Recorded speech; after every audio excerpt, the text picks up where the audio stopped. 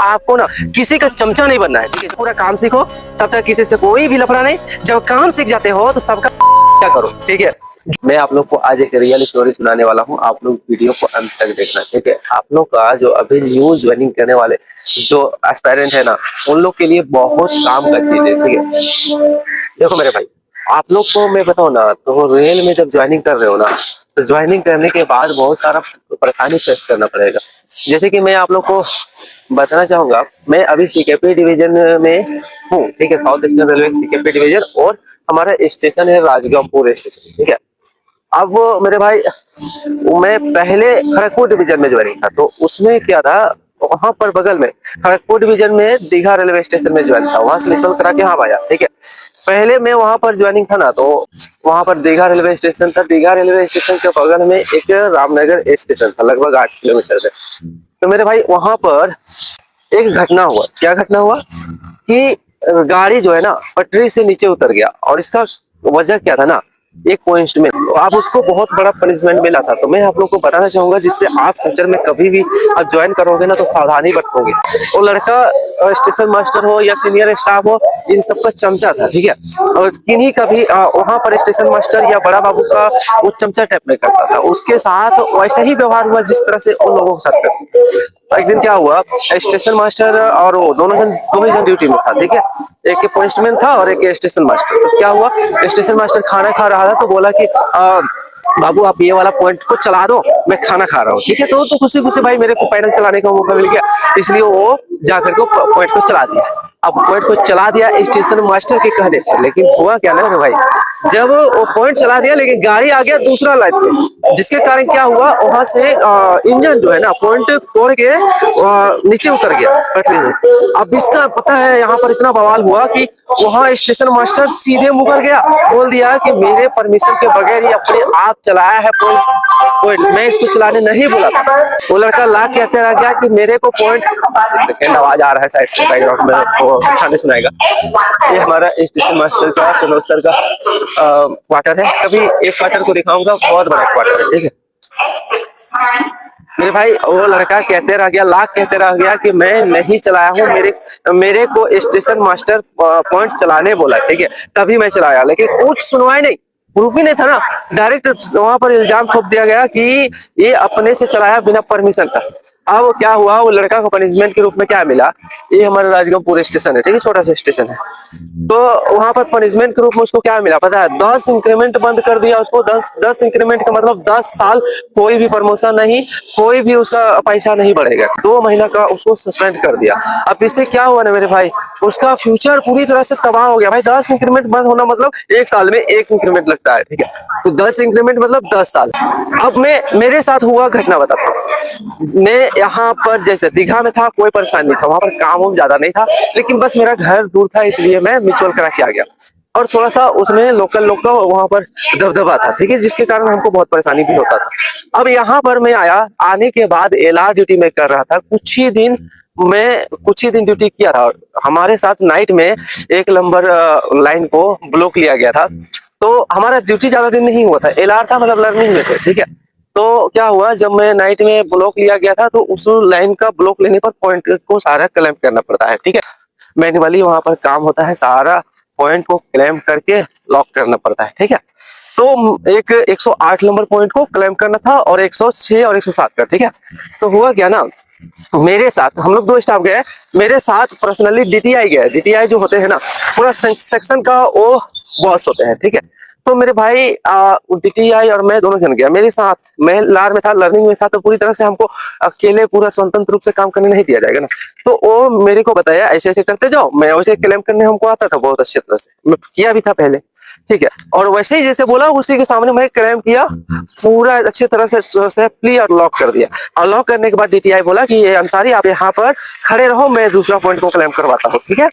अब उसके बाद हुआ क्या, जो हमारे स्टेशन मास्टर थे, मतलब उन्होंने क्या किया ना, पॉइंट को चला दिया, पैनल से पॉइंट को चला दिया, जिसके कारण जो क्लैंप लगाया हुआ होता है ना, पूरी तरह से खराब हो गया, और पॉइंट जो है चला दिया। अब जैसे बीएचएफ मेरे पास था, बीएचएफ में बोला आप बिना पूछे क्यों पॉइंट चलाए, जबकि मैं पॉइंट को क्लेम किया और तुरंत वो पॉइंट को वापस कर दिया।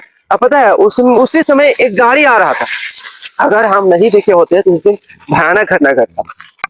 ये हमारा स्टेशन है। स्टेशन के बगल में चाय का टपरी भैया का। चाय नहीं बनाएगा? बोनी नहीं हुआ क्या? दूध वाले को बोल दिए थे क्या? हाँ हाँ बोल दे। एक सेकंड। जब पॉइंट को रिवर्स कर दिए ना तो वहां पर क्लैंप जो है पूरी तरह से वैसे पॉइंट में फंस गया। हमें बीएचएफ में जैसे बोला ना वैसे ही डीटीआई साहब दौड़ करके आए। क्या हुआ अंसारी का? अब मैं बोला जैसे आया देखिए ना यहाँ पर स्टेशन मास्टर बिना पूछे पॉइंट चला दिया जिसके कारण क्लैंप पूरी तरह से खराब हो गया। अब दौड़ते आया वहां से डीटीआई साहब और बोल रहे हैं कि उसको फोन करके झाड़ रहा है स्टेशन मास्टर पर। स्टेशन मास्टर क्या जवाब देता है पता है? वो अपना गलती एक्सेप्ट करना चाहिए लेकिन क्या बोलता है, अंसारी पॉइंट चलाने के लिए बोला था इसलिए मैं चलाया। पता है बहुत भयानक ये इल्जाम है मेरे भाई, इससे आपका जॉब भी जा सकती है। ठीक है, अब उसके बाद पता है अगर मैं बीएचएफ में नहीं बोला होता तो वहां पर पूरी तरह से इल्जाम मेरे सर पे मरा गया था और मेरे को भयानक डांट मिलता और हो सकता है आगे कार्रवाई भी हो सकता था। अब जैसे ही मैं बीएचएफ में बोला तो इस स्टेशन और आगे एक दो स्टेशन सारे स्टाफ लोग जिसके पास बीएचएफ था सारे को सुन लिया। जैसे डीटीआई सब आए, डीटीआई बोला कि गलत बात, अंसारी बोला कि तुम बिना पूछे क्यों पॉइंट पे चला दिया, यहाँ पॉइंट के पास मैं खड़ा हूँ। अरे तो बोला अब तुम कैसे इल्जाम लगा रहे हो उस पर? पता है मैं तो पूरा डर गया यार, नया नया यहाँ पर आया था। उसके बाद इतना भयानक इल्जाम शुरुआत में ही हो गया, क्या होगा। अब उसके बाद स्टेशन मास्टर की चढ़ाई हुआ, मैं भी बोला आकर के सबने कुछ ना कुछ इलाज सिखाया है हमको, इलाज दिया, लेकिन आपने जो इलाज दिया ना कसम खुदा की जिंदगी भर नहीं भूलूंगा। ठीक है, स्टेशन मास्टर शर्मिंदा हो गया और भी लोग वहां पर थे। अब मैं ये वीडियो आप लोग के लिए इसलिए बना रहा हूँ ना मेरे भाई, फ्यूचर में आप लोग जब जॉब ज्वाइन करोगे ना आप लोग को कोई भी परेशानी नहीं आएगा जो मैं ट्रिक बताऊंगा। ठीक है, तो वहां पर हमारे डिफेंड में डीटीआई साहब थे इसलिए हमारा कोई प्रॉब्लम नहीं हुआ, कहीं हम बीएचएफ में बोल दिए। अब सुनो आगे क्या होता है, जब आप ज्वाइनिंग करते हो ना तो आपका जो सीनियर स्टाफ है, जैसे मैं पॉइंटमैन भी हूँ तो पॉइंटमैन के तौर पर जो पहले ज्वाइनिंग मेरे से पहले कर चुका है उन लोग का भी देखने को मिलता है जो आपको दबाने की कोशिश करते हैं और आपको नीचा दिखाने की कोशिश करते हैं। उन लोगों से भी निपटने का आप लोग को तरीका बताऊंगा। हर डिवीजन में आपका रेलवे में टोटल 17 डिपार्टमेंट है ना, वो हर एक 17 डिपार्टमेंट का चलता है। जब आप ज्वाइनिंग करोगे, अभी तो लास्ट दिनों में 14 डिपार्टमेंट में आपका पोस्टें आई हुई थी। अब मैं बताऊं मेरे भाई, उन 14 डिपार्टमेंट में भी उन इस तरह का लोग मिलेगा। सबसे पहली बात तो आपको ना किसी का चमचा नहीं बनना है। ठीक है, जब ज्वाइनिंग करोगे तो किसी का चमचा नहीं बनना है, आप अपना सेल्फ रिस्पेक्ट बचा के रखना। ठीक है, ये आपका बहुत काम का चीज है मेरे भाई। बहुत सारे लोग जो है ना अपने साथ में ज्वाइनिंग करने वाला दोस्त लोग होता है, आपसे जब ज्वाइनिंग साथ में करोगे तब तक ठीक है, लेकिन धीरे धीरे देखोगे आपके साथ जो ज्वाइनिंग किया है वो सबका चमचा बन जाता है। ठीक है, और आपका ही फिर बाद में दिक्कत होने लगेगी।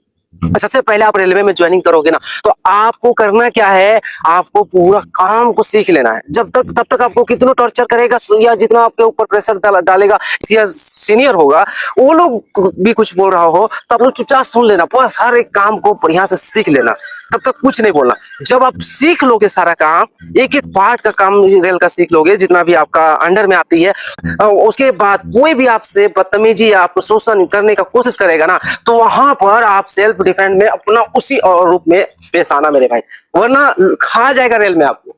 वरना जो सीनियर लोग है ना या जो आपका इंचार्ज है या जो आपका ऊपर काम करने वाले लोग हैं वो खा जाएगा आपको, कभी भी आपको फंसा देगा और आपको कोई भी बचाने वाला नहीं रहेगा। आपका जॉब आपके हाथों में है। अब इसको बचाने के लिए मैं आपको बता रहा हूं ना, मैं तो शुरू में ही यहाँ पर आकर के समझ गया कि भाई यहाँ पर अपना जॉब अपने हाथ में है, कोई हमारा साथ देने वाला नहीं है। इसीलिए हमारा फोन में ऑल रिकॉर्डिंग सेट कर दिया, किसी का भी कॉल आएगा सारा रिकॉर्ड होगा। वैसे ही आप लोग ज्वाइनिंग करना, सारा रिकॉर्डिंग को ऑन कर लेना। ठीक है, किसी से भी बात करना, बाद में एक सप्ताह बाद पुराना रिकॉर्ड को सारे डिलीट कर देना। ठीक है मेरे भाई, आप लोग को जॉब मिलेगा ना तो जॉब में आप लोग को बहुत ज्यादा कोशिश करेगा ऊपर के लोग दबाने का, ठीक है, या आपको टॉर्चर करने का। तो इससे निपटना आपको आना चाहिए। अगर नहीं आएगा ना मेरे भाई तो दिक्कत होगा। किसी भी आप पोस्ट में चले जाओ, चाहे पॉइंटमैन से लेकर के गार्ड से लेकर स्टेशन मास्टर से लेकर असिस्टेंट लोको पायलट या टेक्नीशियन या जेई, किसी भी पोस्ट में चले जाओ, आपसे ऊपर वाला लोग आपको कोशिश करेगा ही दबाने। ठीक है, तो यही तरीका है, पहले आप पूरा काम सीखो, तब तक किसी से कोई भी लफड़ा नहीं। जब काम सीख जाते हो तो सबका क्या करो। ठीक है, जो भी जितना आपको दबाने को शोषण करने की कोशिश करता है सबको उसी लैंग्वेज पे जवाब दो। दूसरा काम, अपने पास प्रूफ रखो भाई।